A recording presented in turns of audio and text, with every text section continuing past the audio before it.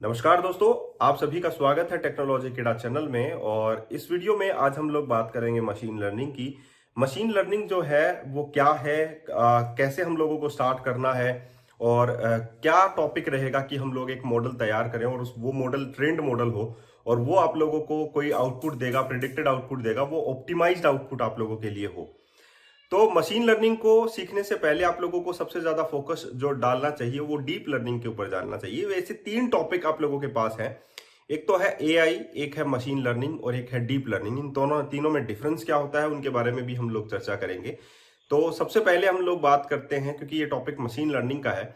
Machine learning जो है वो सबसेट होता है एआई का, यानी कि एआई एक लार्ज सेट है और मशीन लर्निंग उसके अंदर है, फिर डीप लर्निंग उसके अंदर है। डीप लर्निंग की बात करें तो उसमें सबसे ज्यादा एक्यूरेट आंसर आने के चांसेस बढ़ते हैं। मशीन लर्निंग उसे कम देता है और एआई उससे और भी कम देता है, लेकिन स्मार्ट वर्क जो है वो एआई करता है। ये आप लोगों को ध्यान में रखना चाहिए। तो ऐसे ही वीडियोस मैं आप लोगों के लिए लाता रहूंगा और मशीन लर्निंग का ट्यूटोरियल जो है वो आज से स्टार्ट हो गया है।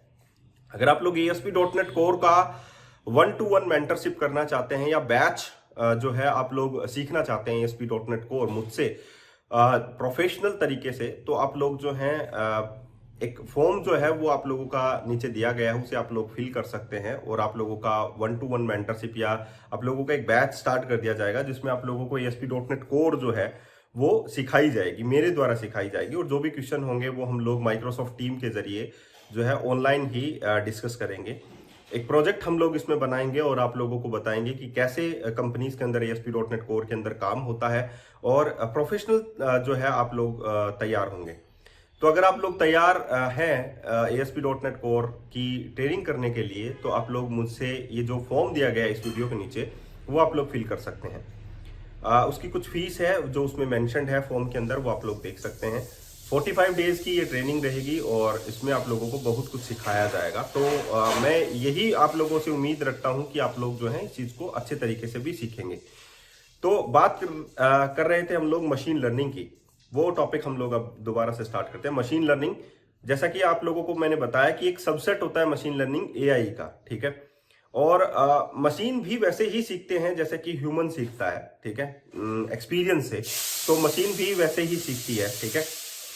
तो अब हम लोग बात करते हैं कि हमारा जो एक्सपीरियंस है वो कैसा रहना चाहिए। जैसे कि एग्जांपल के लिए मैं किसी दुकान पे गया और मैंने वहां पर स्ट्रॉबेरीज या मैंगोज लिए। तो अगर मैं मैंगोज लाता हूं, तो सपोज मैं एक न्यू हूं, मुझे नहीं पता कि मैंगोज कैसे होते हैं और कैसे उनको परचेज करना चाहिए। तो मैं मैंगोज लेकर आया पहले फर्स्ट टाइम, तो मुझे लगा कि मैंगोज का जो कलर है वो हल्का पीला और हल्का हरा है, तो मैं लेकर आया। दूसरी बार जब मैं वापस गया तो मुझे चाहिए कि हल्का पीला होना चाहिए और हल्का ग्रीन होना चाहिए। लेकिन जब मैं दूसरी बार गया तो मैंने साइज को नोटिस किया कि उसका जो साइज है वो छोटा बड़ा है। तो उसके बाद में मैंने क्या किया, जो छोटे साइज का मैंगोज जो है वो मैं लेकर आया। मुझे पता लगा कि छोटे साइज के मैंगोज के अंदर जो है, जो उसका सीड्स है वो बड़ा निकलता है। तो मैं दूसरी बार गया तो मैं बड़े लेकर आया, तो उसमें जो सीड्स है वो कम निकलता है। तो मुझे एक्सपीरियंस मिला कि बड़े साइज के लेने चाहिए, हल्के पीले हल्के ग्रीन लेने चाहिए। तो इस प्रकार जो है वो लर्न बाय डे जो है मशीन भी ऐसा ही करती है। जो हम लोग रो डाटा उनको देते हैं उसके बेसिस पे वो सीखती है और तैयार होती है। परफेक्शन जो है उसमें तभी आता है जब उसमें ज्यादा से ज्यादा डाटा जो है वो उस पर एनालिसिस करती है, ठीक है। तो ये मशीन लर्निंग है, ठीक है। अब बात करते हैं हम लोग मशीन लर्निंग को हम लोग कैसे स्टार्ट करेंगे। ML.NET जो है उसमें हम लोग स्टार्ट करेंगे। ML.NET एक जैसे कि माइक्रोसॉफ्ट ने इसको स्टार्ट कर दिया था और मशीन लर्निंग के लिए वैसे ही बहुत सारी टेक्निक्स हैं, बहुत सारी टेक्नोलॉजीज हैं, जैसे जावा है, पाइथन है, आर है, जावास्क्रिप्ट है। ये सभी मशीन लर्निंग के ऊपर काम करते हैं और हम लोग जो है फोकस करेंगे ML.NET के ऊपर और C# के अंदर ही। तो हम लोगों को बाहर जाने की जरूरत नहीं है, आप लोगों को बता दिया जाएगा कि C# आप लोगों को आती है। इसमें कुछ टेक्निक्स होती हैं, जैसे रेग्रेशन टेक्निक्स हैं आप लोगों की, ठीक है, लीनियर रेग्रेशन टेक्निक्स, ठीक है। या हम लोग बोलें कि आप लोगों के पास बहुत सारी टेक्निक्स हैं, ठीक है। हम लोग उनके बारे में चर्चा करेंगे 1 by 1। तो इन सभी के बारे में भी आप लोगों को पढ़ाना है, ठीक है। इसमें भी आप लोगों का कॉन्टेक्स्ट जो है वो काम आएगा, जिसको हम लोग ML कॉन्टेक्स्ट बोलते हैं, ठीक है। सबसे पहले आप लोगों को ML कॉन्टेक्स्ट ही बनाना पड़ेगा, उसके बाद में आप लोगों को रो डाटा बनाना पड़ेगा कि रो डाटा हम लोग मशीन को क्या दें। उसके बाद में आप लोगों को कोई ना कोई टेक्निक यूज करनी पड़ेगी चाहे वो रेग्रेशन टेक्निक हो। लेकिन रेग्रेशन टेक्निक से पहले भी आप लोगों को डाटा को प्रिपेयर करना पड़ेगा, क्योंकि हम लोग तो उसे रो डाटा दे देंगे। रो डाटा को एक फॉर्म में चेंज करना, ट्रांसफॉर्मेशंस करना, वो भी जरूरी होता है। उसके बाद में हम लोग उसको पाइपलाइन के अंदर लेकर आएंगे। तो ये फ्लो है मशीन लर्निंग को तैयार करने के लिए, मॉडल को तैयार करने के लिए एक फ्लो है, ठीक है। तो हम लोग उसमें रेग्रेशन टेक्निक लगाएंगे, उसमें हम लोग एल्गोरिदम्स लगाएंगे कि ये इस प्रकार इस चीज को रीड करे, ठीक है। इस वीडियो में मैं कोशिश करूंगा कि आप लोगों को एक अच्छे तरीके से मैं समझा सकूं। तो मैं first of all console application लूंगा और उसमें एक एग्जांपल मैं लूंगा, ठीक है। उस एग्जांपल के अंदर मैं जितने भी मेथड्स, जितने भी टेक्निक्स यूज करूंगा उनके बारे में मैं आप लोगों को बताऊंगा कि ये है, ठीक है। फर्स्ट डे है getting started with machine language ML.NET, और ये आप लोगों के लिए इंटरेस्टिंग वीडियो रहेगा। मैं आप लोगों को बता देता हूं क्यों। क्योंकि अभी जो आने वाला युग है आप लोगों को पता है वो मशीन का ही है। तो हम लोगों को कुछ ना कुछ ऐसे मॉडल्स जो है वो तैयार करने पड़ेंगे, मॉडल्स को ट्रेन करना पड़ेगा कि ये मॉडल है और ये आउटपुट जो है वो प्रिडिक्टेड आउटपुट भी अगर दे देता है और ऑप्टिमाइज्ड आउटपुट दे देता है तो आपके लिए बहुत ज्यादा अच्छा हो गया। तो हम लोग क्या करेंगे, आउटपुट निकालेंगे, प्रिडिक्टेड आउटपुट निकालेंगे, इवैल्यूएशन हम लोग उस पर करेंगे। तो बहुत सारा कुछ जो है वो सीखने के लिए आप लोगों के लिए है, ठीक है। तो चलिए हम लोग कोड पेन पर चलते हैं और आप लोगों को बताते हैं कि विजुअल स्टूडियो के अंदर हम लोग ML.NET को कैसे यूज करें। एक न्यूगेट पैकेज है Microsoft.ml के नाम से, उसको हम लोग यूज करेंगे। उसी के अंदर कॉन्टेक्स्ट होता है, उसी के अंदर टेक्निक्स हैं, उसी के अंदर पाइपलाइनिंग है, उसी के अंदर प्रिडिक्शंस हैं। तो ये सारी चीजें हम लोग पढ़ेंगे। तो ये आप लोगों का गेटिंग स्टार्टेड है और मैं यही ट्राई करूंगा कि आप लोग जो हैं अगर ASP.NET कोर्स सीखना चाहते हैं, मुझसे सीखना चाहते हैं, तो मैं आप लोगों के लिए हेल्पफुल रहूंगा, क्योंकि बहुत सारे लोग मुझसे सीख रहे हैं, ठीक है, और वो तैयार भी हो रहे हैं, उन्हें अच्छी चीजें आना स्टार्ट हो गई हैं। तो अगर आप लोग चाहते हैं कि मुझसे ट्रेनिंग लेना, तो आप लोग ये दिए गया जो फॉर्म है नीचे उसे आप लोग फिल कर सकते हैं और अच्छा जो कंटेंट है वो सीख सकते हैं, ठीक है।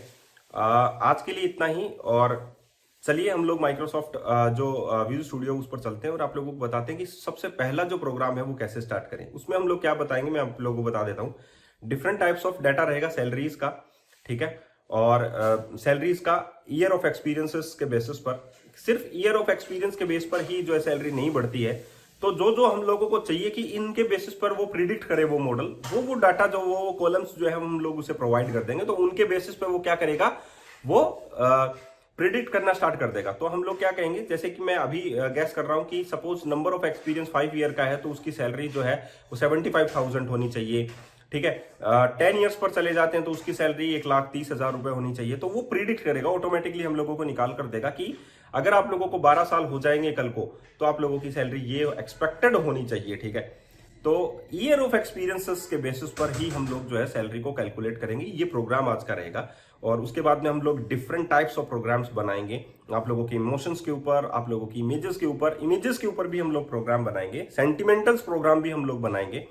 तो एक बात और बता देता हूं, बहुत सारी ऐसी चीजें हैं जो अभी यूज में आ रही है और आप लोगों को पता भी नहीं चल रहा है कि यहां पर ये चीजें काम में आ रही है। जैसे कि एग्जांपल मैं दे देता हूं कि अभी जो AI काम में आ रही है वो कहां पर है। आप लोगों को पता है अमेजोन, आप लोग प्रोडक्ट परचेज करते हैं, लेकिन आप लोगों को रिकमेंडेशन में कुछ प्रोडक्ट आ जाते हैं कि आप लोग ये भी ले सकते हैं। तो वो वह कहां से निकाल के देता है, वो AI है कि उसने ये परचेज किया है, तो हो सकता है कि इससे रिलेटेड जो कंटेंट है वो ये भी है। तो वो ऑटोमेटिकली प्रिडिक्ट कर लेता है कि इससे रिलेटेड कंटेंट ये है, तो उसे ये खरीदना ही होगा, ठीक है, उसका मन कर जाएगा, तो ऑटोमेटिकली वो रिकमेंडेशन में दे देता है। एडवर्टाइज एजेंसीज यूज करती हैं। आप लोगों को पता है, आप लोगों का मन किया, आप लोग बोलते हैं, अपने घर पर बोलते हैं कि मैं जो है टाटा हैरियर ले रहा हूं, या मैं नेक्सॉन ले रहा हूं, या वरना की मैं बात कर रहा हूं। तो वो सुनता रहता है, वो एलेक्सा डिवाइस है या आप लोगों का कंप्यूटर है, वो सुनता रहता है, आप लोगों की हिस्ट्री बनाता रहता है, बैक क्वेरीज बनाता रहता है, और वो डायरेक्टली जो है जब आप लोगों की कोई भी वेबसाइट है वो आप लोगों की कुकीज को रीड करता है, तो वो समझ जाता है कि इसके बारे में ये बात चल रही थी, तो उसी से रिलेटेड आप लोगों को एड जो है वो दिखाई देता है। That is machine learning. ये मशीन लर्निंग है। और चैट जीपीटी तो आप लोगों को पता ही है, वो अभी रिलीज हो चुका है, तो वो भी एक अच्छा ट्रेंड मॉडल है। और अभी हम लोग बात करते हैं कि और जगह कहां पर काम में लिया जा सकता है। कमेंट्स के अंदर जो है अमेजन जो है वो सजेस्ट करता है, सेंटिमेंटल्स जो कमेंट्स होते हैं ना, जिसमें 5 स्टार रेटिंग्स वगैरह दे दी जाती है, तो वो सेंटिमेंटल्स है, ठीक है। तो बहुत जगह जो है वो काम में लिया जाता है। गूगल एनालिटिक्स जो है वो काम में लेता ही है, ठीक है। और बहुत जगह अगर हम लोग बात करें तो एआई का यूज जो है वो होने लग गया है, और बैंकिंग सेक्टर्स के अंदर या स्टॉक मार्केट्स के अंदर भी आप लोग जो है एआई को यूज करने लग गए हैं। तो एआई जो है अभी हम लोग ये कहेंगे कि जो इनिशियल स्टेज है वो आज से स्टार्ट कर दीजिए, मैं ये कहूंगा, क्योंकि विदाउट मशीन्स जो है हम लोग प्रोग्रामिंग जो है आगे थोड़ा डिफिकल्ट हो जाएगा। लेकिन अगर आप लोग दोबारा फोकस कर रहा हूँ ASP.NET कोर सीखना चाहते हैं क्योंकि वो उसी का पार्ट है, हम लोग ASP.NET कोर के अंदर भी ML.NET जो है इंजेक्ट करेंगे और आप लोगों को बताएंगे कि वेबसाइट कैसे स्मार्ट बन सकती हैं। ठीक है, तो सेंटिमेंटल्स का प्रोग्राम लेंगे, ठीक है, तो उनके बारे में भी हम लोग को बताएंगे। तो बहुत सारा कंटेंट है आप लोगों को बताने के लिए, ये सिर्फ गेटिंग स्टार्टेड था और आप लोगों को बताना था कि आप लोग मेरे साथ अब ML.NET भी स्टार्ट कर सकते हैं, आगे चल सकते हैं, और आप लोगों को बताया जाएगा कि क्या क्या अभी आने वाला है। ओके, तो लेट्स गेट स्टार्टेड। चलिए दोस्तों, ML.NET स्टार्ट करते हैं कंसोल ऐप से और कंसोल एप्लीकेशन बनाते हैं। सबसे पहले तो ML.NET का ही एग्जांपल है, तो हम लोग इसका नाम भी कुछ इस प्रकार ही रख लेते हैं।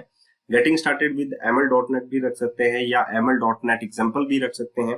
तो मैं आप लोगों को बता दूं, इसमें आप लोगों को कॉन्टेक्स्ट काम में आने वाला है, ML कॉन्टेक्स्ट। तो उसके लिए आप लोगों को Microsoft.ml का जो पैकेज है वो सबसे पहले डाउनलोड करना पड़ेगा, या न्यूगेट पैकेज से आप लोगों को इंस्टॉल करना पड़ेगा। ठीक है, तो सबसे पहले फ्रेमवर्क जो है वो 7.0 ही हम लोग कंसोल ऐप का सेलेक्ट कर लेते हैं क्योंकि लेटेस्ट में यही चला हुआ है। और अब आप लोगों को मशीन लर्निंग जो है वो हम लोग सिखाकर ही मानेंगे। तो ये आप लोगों को पता होना चाहिए, सभी चीजें मशीन लर्निंग में प्रिडिक्शन बेसिस पर हो सकती हैं। तो जो आप लोगों ने एजम्पशन किया होगा डाटा, उसके बेसिस पर वो जो है प्रोसेस करेगी अपने एल्गोरिदम के बेसिस पर। ठीक है, तो उन एल्गोरिदम्स के बारे में भी हम लोग डिटेल में जानना पसंद करेंगे, लेकिन अभी नहीं, ये गेटिंग स्टार्टेड है। और गेटिंग स्टार्टेड में बस इतना ही एक एग्जांपल दिया जाता है।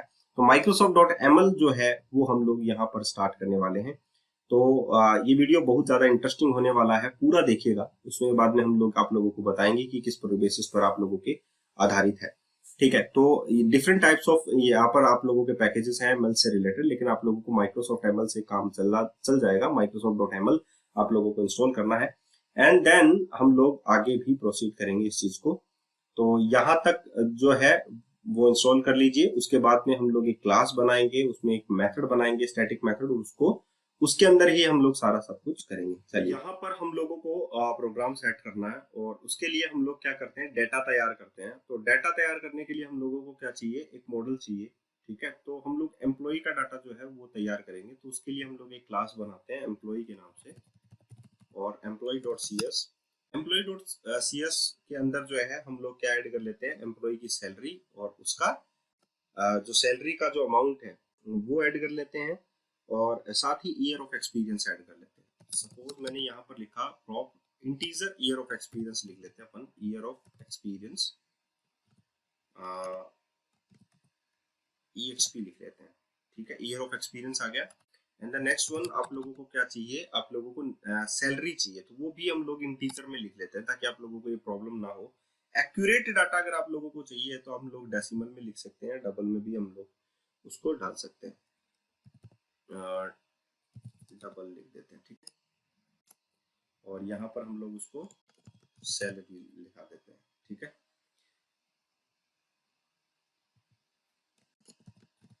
ठीक है, तो यहाँ पर आप लोगों को क्या चाहिए कि हम लोग एम्प्लॉय के अंदर डाटा जो है वो इंसर्ट करें, राइट। तो हम लोगों को क्या चाहिए कि जो एक और क्लास हम लोग बनाते हैं इस प्रोग्राम डॉट सी एस के अलावा, जिसमें हम लोग ML.NET के जितने भी प्रैक्टिकल्स हैं वो उसी में हम लोग कर लेंगे। ठीक है, तो एक और फाइल हम लोग बनाते हैं। सबसे पहले हमारा जो काम है वो रेग्रेशन का है, तो हम लोग इसका जो नाम है REGRE ये रख देते हैं, SSI1 regression.cs यही रख लेते हैं। ठीक है, तो इसका जो नाम है क्लास का वो regression.cs हम लोग रख लेते हैं। वैसे तो ये नाम ऑलरेडी एग्जिस्ट करता है, तो regression एग्जाम्पल हम लोग इसका नाम रख लेते हैं, वो ज्यादा बेहतर रहेगा। ठीक है, तो इसका जो नाम है वो मैंने रेग्रेशन एग्जाम्पल जो है वो यहाँ पर मैंने डाल दिया है। अब द नेक्स्ट वन हम लोगों को क्या करना है, इसमें हम लोगों को यूज करना है।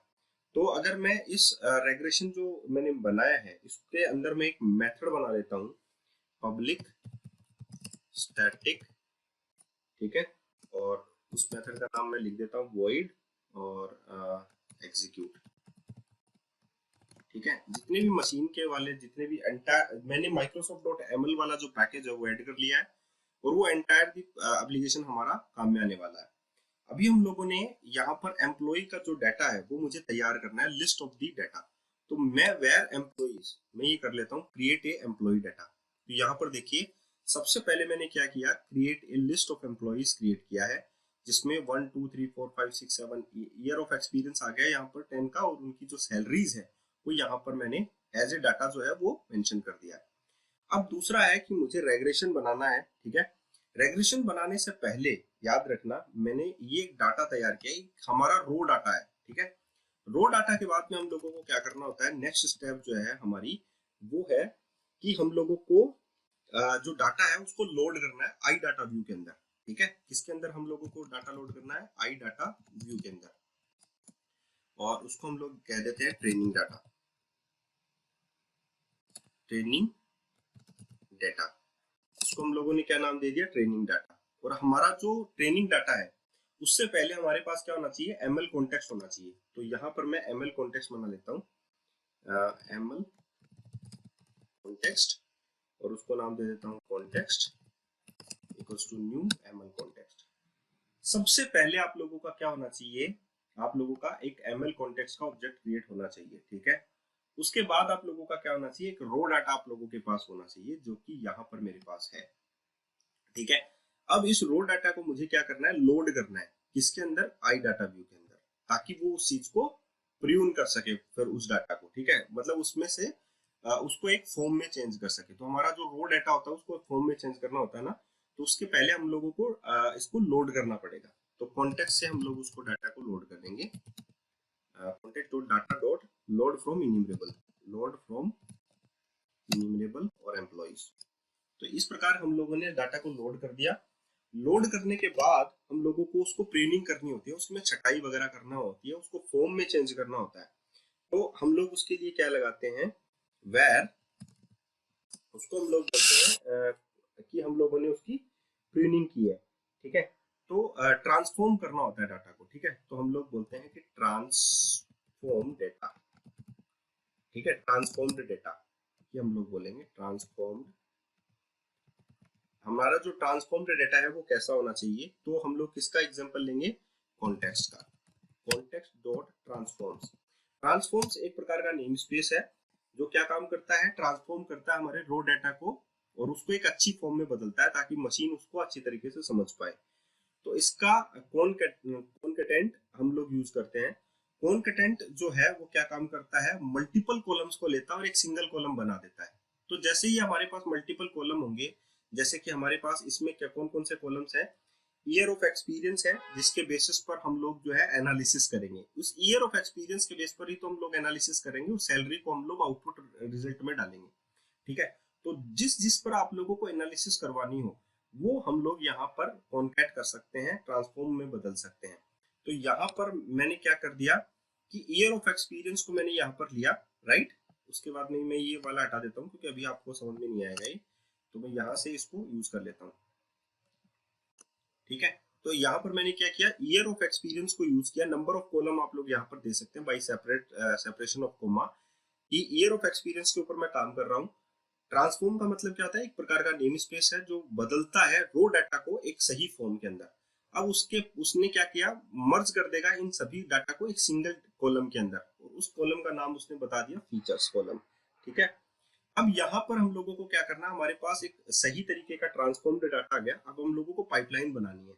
तो मैं यहाँ पर लिखता हूँ वायर पाइपलाइन, और पाइपलाइन में हम लोग क्या यूज करेंगे, ये जो ट्रांसफॉर्म्ड डाटा है उसको हम लोग अपेंड करेंगे। तो यहाँ पर मैंने क्या किया, जो ट्रांसफॉर्म डाटा है उसको मैंने अपेंड कर दिया किसके साथ, एक रेग्रेशन टेक्निक के साथ। ये एक प्रकार की रेग्रेशन होता है, एक प्रकार की टेक्निक है जो जिसके पास कलेक्शन ऑफ डाटा होता है, मतलब बहुत प्रकार का डाटा होता है, ठीक है। उसके अंदर डिफरेंट टाइप्स के जो एल्गोरिदम्स होते हैं वो होते हैं ट्रेनर के पास, ठीक है, ताकि उन डाटा के ऊपर प्रोसेस किया जा सके, ठीक है। और उसके अंदर जो एल्गोरिदम्स होते हैं उनमें एक बेस्ट एल्गोरिदम है हमारे पास, स्टोहेस्टिक ड्यूअल कोऑर्डिनेट, और आप लोगों के पास एसेट्स। तो ये जो है ये आप लोगों के पास रेग्रेशन का एक एल्गोरिदम है, एसडीसीए। एसडीसीए को अगर आप लोग देखेंगे रेग्रेशन ट्रेनर, ये जो ट्रेनर है इसके पास डिफरेंट टाइप्स के एल्गोरिदम, उसमें एक सिंगल एल्गोरिदम है एसडीसीए। तो ये क्या काम करता है, देखो यहाँ पर हम लोगों को आउटपुट लेबल कॉलम लिखना होता है, string label column name, string feature column name, string example weight column name वगैरह वगैरह आप लोगों के पास बहुत सारे हैं। और यहाँ पर आप लोग लिख सकते हैं मैक्सिमम नंबर ऑफ इटरेशन, कि आप लोग कितनी बार इटरेशन करवाना चाहते हैं, ताकि ये समझ जाए कि मेरे को 100 टाइम्स इटरेट करके पता लगता है कि अगर 5 साल की सैलरी ये होती है तो 20 साल के बाद में सैलरी क्या होगी, ठीक है, वगैरह वगैरह। तो रेगुलेशन का मैंने बता दी, एक टेक्निक होती है जो मैथमेटिकल डाटा के ऊपर काम करती है basically. Supervised technique, unsupervised technique से बहुत प्रकार की टेक्निक्स होती हैं, ये हम लोग नेक्स्ट वीडियो में पढ़ेंगे। तो यहाँ पर आप लोगों के पास हो गया ट्रांसफॉर्म डाटा डॉट अपेंड, और ये टेक्निक मैंने यहाँ पर लगाई रेगुलेशन टेक्निक। ये एल्गोरिदम है, ये पूरा हम लोग जो है नेक्स्ट वीडियो से पढ़ने ही जाएंगे।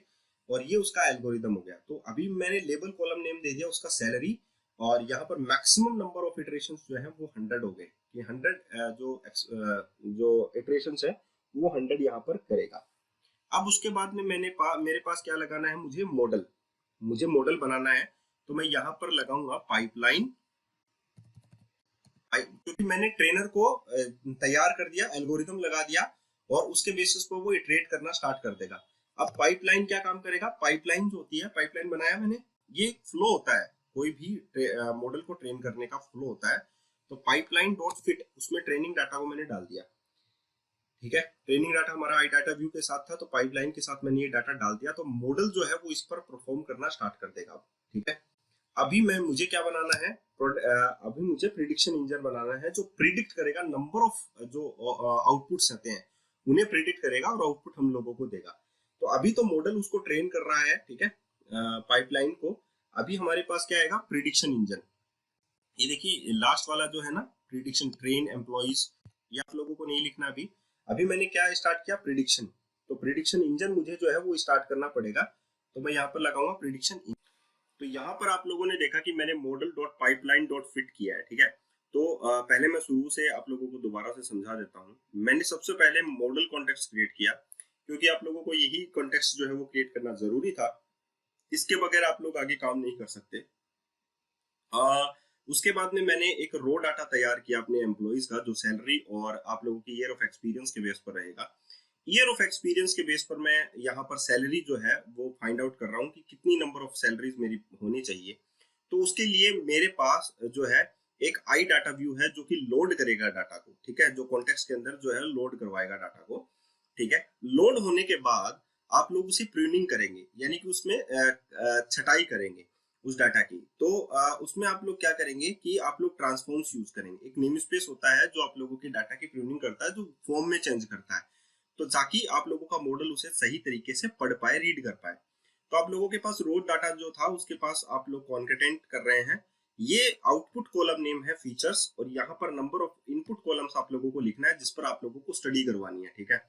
तो ईयर ऑफ एक्सपीरियंस के बेसिस पर ही हम लोग जो है सैलरी को फाइंड आउट करेंगे, यानी आउटपुट जो होगा वो हमारा सैलरी होगा।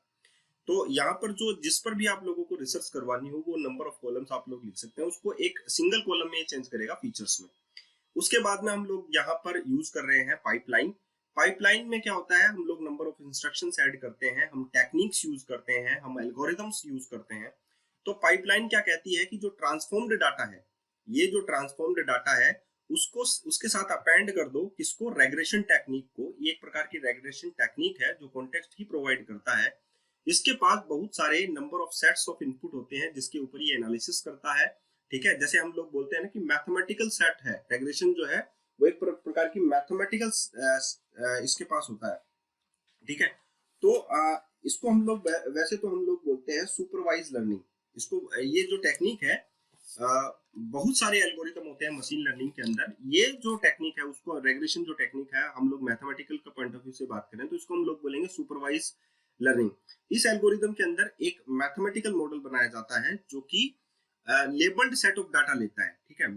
लेबल्ड का लेगा, लेबल यानी का यहाँ पर आप लोग देख सकते हैं कि यहाँ पर लेबल्ड सेट ऑफ डाटा लेगा, यहाँ पर सैलरी, और मैक्सिमम नंबर ऑफ इटरेशंस आप लोग कितने लगा सकते हैं उस पर 100, कितने भी लगा सकते हैं आप।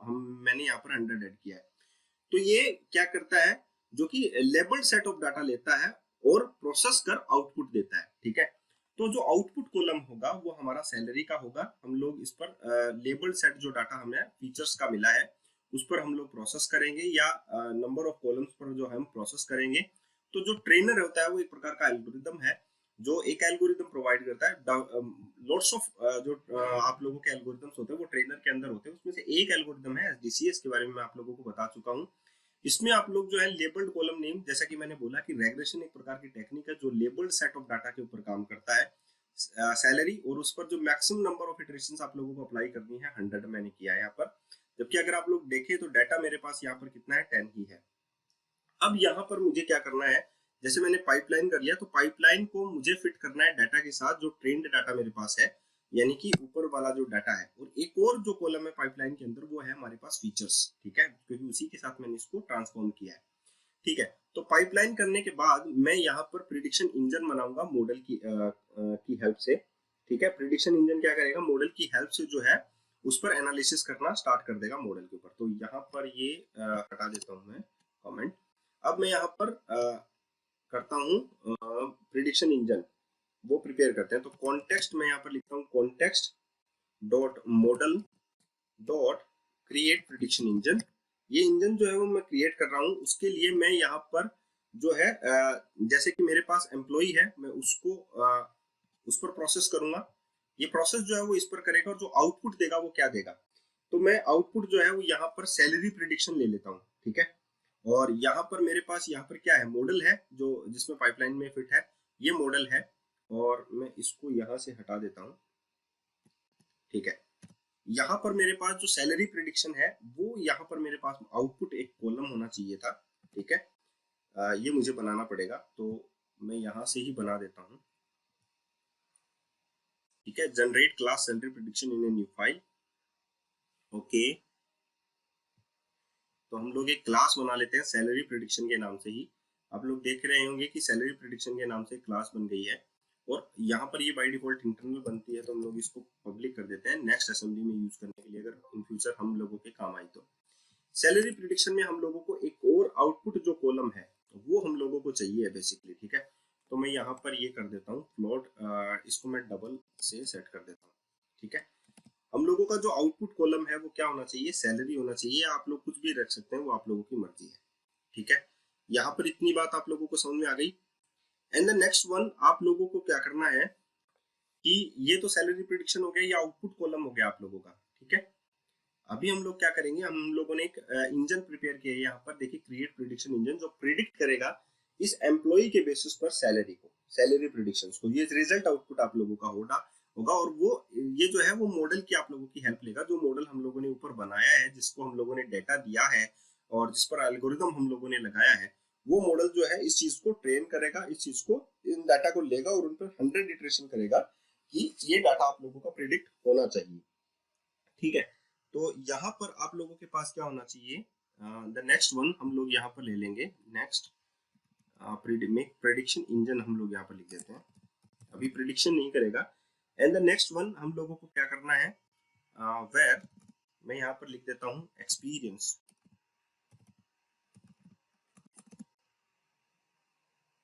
एक्सपीरियंस कितना होना चाहिए प्रिडिक्शन इंजन को प्रिडिक्ट करने के लिए, आप लोग बोल सकते हैं एक्सपीरियंस हमारे पास होना चाहिए new employee, sorry new employee, और मैं इसमें दे देता हूँ year of experience equals to 5 years.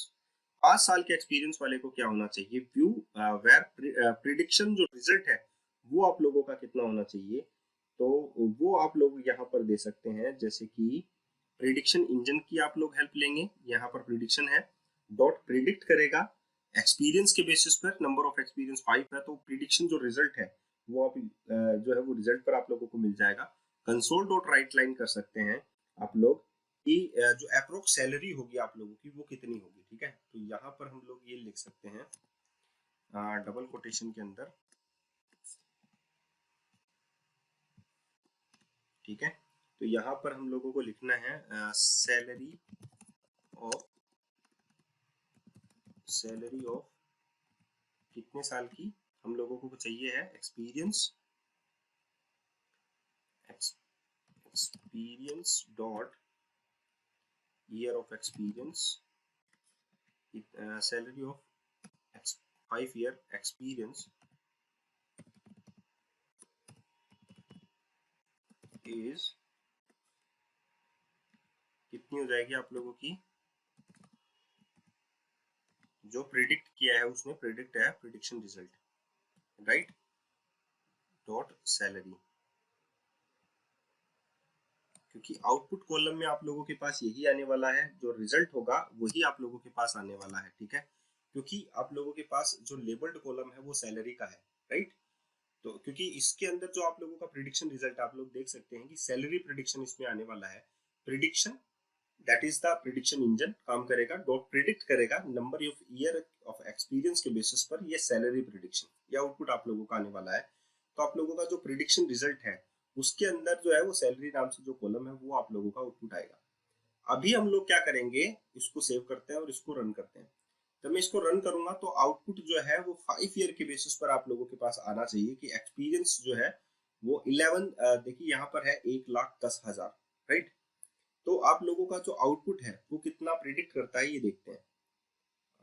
Okay, first page मुझे स्टार्ट करना था, तो मैं यहाँ पर program.cs में चलता हूँ और यहाँ पर मैं जो क्लास है अपनी, जैसे कि अपनी क्लास कौन सी है, यहाँ पर है अपने पास रेग्रेशन एग्जाम्पल, तो मैं इसको लिख लेता हूँ,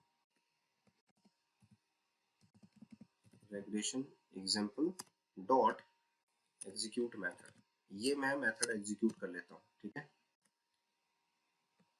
सेव। अब हम लोग इसको रन कर लेते हैं ml.net एग्जाम्पल को। तो अगर हम लोग देखें तो हमारे नंबर ऑफ 5 ईयर एक्सपीरियंस के बेसिस पर हम लोगों की कितनी सैलरी आती है, तो यहाँ पर जो सैलरी आने वाली है वो है 2,26,564 रुपए 84 पैसे, क्योंकि ये मैंने जो है वो फ्लोट में लेता है, ध्यान रखना, ये मैंने चेंजेस कर दिए कुछ, और वो चेंजेस क्या है मैं बता देता हूँ। ईयर ऑफ एक्सपीरियंस जो है वो भी फ्लोट में आएगा, जो भी डाटा है वो फ्लोट में ही आप लोगों को लेना पड़ेगा, और सैलरी जो है वो भी मैंने फ्लोट कर दी है। तो इसके हिसाब से 5 ईयर की जो एक्सपीरियंस की जो सैलरी है वो 1,10,000 रुपए होनी चाहिए, लेकिन यहाँ पर आप लोगों ने मेंशन किया है, लेकिन यहाँ पर 5 साल की जो सैलरी है वो 2,26,564 प्रिडिक्शन के बेसिस पर निकलती है इसमें। तो अगर मैं यहाँ पर 20 साल बाद की भी अगर सैलरी निकालना चाहूँ तो आप लोगों की सैलरी कितनी एक्सपेक्ट होगी, क्योंकि यहाँ पर ये जो है वो मेंशन्ड नहीं है, ठीक है। तो ml.net या मशीन जो है वो उस चीज को कैसे ट्रीट करती है वो आप लोग इसमें देखिएगा। तो ये बहुत अच्छी बात है कि उसने इतनी जो सैलरी है 20 साल की जो एक्सपीरियंस सैलरी है वो कितनी निकलती है, 12,35,297 रुपए, वो 20 साल के एक्सपीरियंस के बेसिस पर अब इसकी सैलरी जो है वो इस प्रकार से कैलकुलेट होती है। तो आप लोग देखिए जो एक्सपीरियंस है वो क्या कहता है, किस बेसिस पर ये आप लोगों को एल्गोरिथम्स जो है वो बेस्ट लगा कर देता है, वो जो है मशीन कहती है। तो 20 साल को भी आप लोगों ने यहाँ पर मेंशन नहीं कर रखा है, लेकिन जो इटरेशंस है वो नंबर ऑफ इटरेशन मैंने 100 कर रखी है। 100 जो है वो इस ईयर ऑफ एक्सपीरियंस को मेंशन करता है, इन सभी चीजों को चेक करता है। जैसे ऐसा हो सकता है कि हम लोग 45,000 रुपए की जगह यहाँ पर 30,000 रुपए कर दें, तो वो जो है रो डाटा को फ्लश जो है, या हम लोग कहें सफल करता है डाटा को। तो यहाँ पर आप लोगों ने देखा कि एक एग्जांपल है छोटा सा, और हम लोग ऐसे ही बेसिक मॉडल जो है वो तैयार करेंगे और आप लोगों को बेटर तरीके से सिखाने की कोशिश करेंगे। तो ये गेटिंग स्टार्टेड है, और ऐसे ही इवेलुएट करते हैं डाटा को, तो वो भी हम लोग देखेंगे। आज के लिए इतना ही, फिर मिलते हैं नए वीडियो के साथ।